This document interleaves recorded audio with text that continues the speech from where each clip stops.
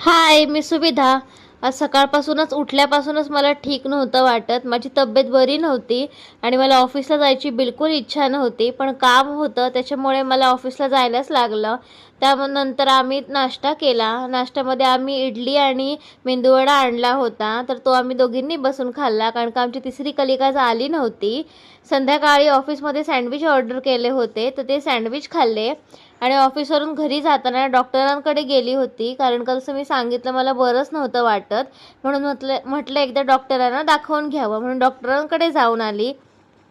घरी गेली, फ्रेश वगैरे झाली आणि स्मरणीचा अभ्यास घेतला कारण का स्मरणीची एक्झाम आता जवळ आली आहे, त्यामुळे अभ्यास रोज करावाच लागतो. आणि पप्पा इथे स्मरणीचं क्राफ्ट करायचं होतं, तर ते स्मरणीला कटिंग जमत नव्हती म्हणून पप्पा ते कटिंग करून तिला देत होते. त्यानंतर जेवण वगैरे बनवायला ठेवलं. मशीनला कपडे लावायचे होते, कपडे लावले आणि आज बाहेर संततधार पाऊस पडतच होता. त्यानंतर जेवण वगैरे झालं, भांडी वगैरे घासून झाली. घरात कामं काय संपतायत काय? त्यानंतर कपडे सुकत लावले धुतलेले आणि वाळलेले कपडे काढले, त्यांचे व्यवस्थित घड्या घालून ते प्रत्येकाच्या जागेवरती ठेवून दिले. म्हणजे लिटरली घरी आल्यापासून ते झोपेपर्यंत काही ना काहीतरी काम हे चालूच असतं आणि तरी पण कामं संपत नाही, पण दिवस संपतो. म्हणजे काय करायचं ह्याला?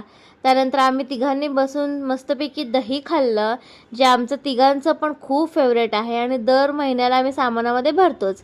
आणि असा होता माझा आजचा दिवस. बाय.